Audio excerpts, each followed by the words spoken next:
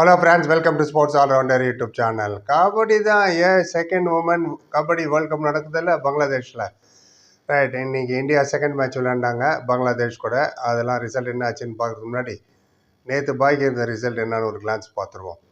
நேற்று India beat Thailand 65-20 one sided thrash. அதோட review நேற்றே போட்டாச்சு. அதுவும் இல்லாமல் நேற்று ஜன்சிபார் பெட் போலாண்ட் 79-10. அதே மாதிரி Bangladesh beat Germany 57-27. Iran beat Kenya 42-10 தான் அவங்க. இது டே 2.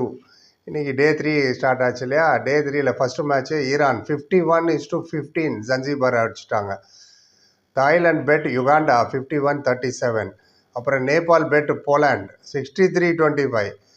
அப்புறம் சைனீஸ் தைப்பி பெட் நேபாள் 31-15. அப்புறம் India beat Bangladesh 43-18. India match என்ன ஆச்சுன்னு பார்ப்போம். இந்தியா மேட்ச் மோஸ்ட்லி பூஜாவும் சொனாலியும் தான் நிறைய மெஜாரிட்டி ஆஃப் த ரைடு எடுத்தாங்க. எடுத்தோடனே சஞ்சு ஃபஸ்ட் ரைடு எடுத்தாங்க, வெறும் போனஸ் தான் கிடச்சிது 1-0. அப்புறம் அங்கேருந்து ரூபாலி அக்தர் அவங்க தான் அவங்க கேப்டன் வந்தாங்க, ஒரு டச் பாயிண்ட் ஒருத்தர் அவுட் பண்ணிட்டாங்க டக்குன்னு.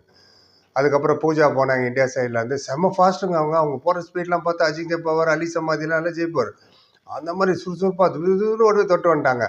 ரேகான்றவங்க ஆப்போனண்ட்டில் டச் பாயிண்ட்டு ப்ளஸ் போனஸு 3-1 ஆச்சு.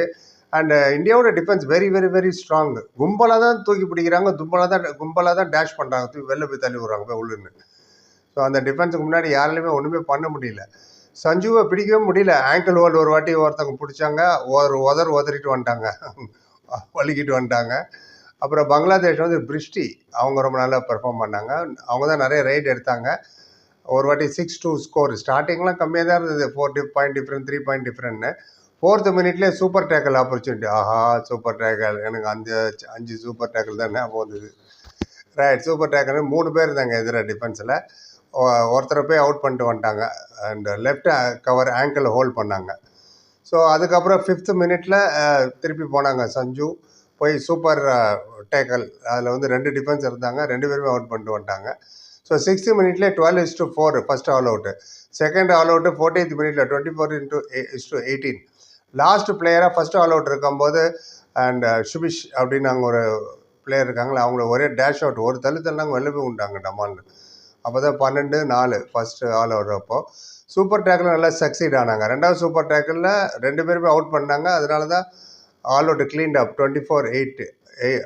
6வது நிமிஷம் அப்புறம் 14 8 நிமிஷம் ஆச்சு பிரேக் பண்ண. ஆஃப் டைமில் ஸ்கோர் 29-8.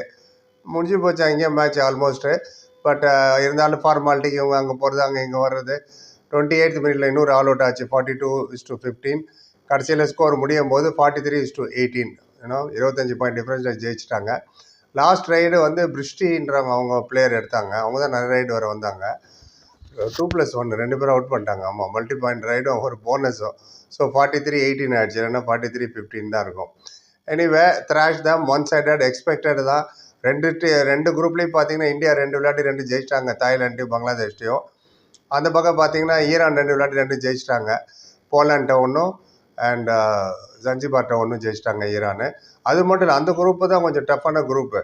அதில் சைனீஸ் தைப்பியும் 2 ஜெயிச்சிட்டாங்க, கென்யா நேபாள். டாப் 2 தான் போனோம் ஃபைனலுக்கு, செமிஃபைனலுக்கு. ஈரான் சைனீஸ் தைப்பி தான் வருவாங்க மோஸ்ட்லி. இங்கேருந்து இந்தியா கன்ஃபார்மாக வந்துடுவாங்க. இன்னொருத்தர் யார் வருவாங்க தெரில, நாளைக்கு ஆல்மோஸ்ட் தெரிஞ்சிடும்.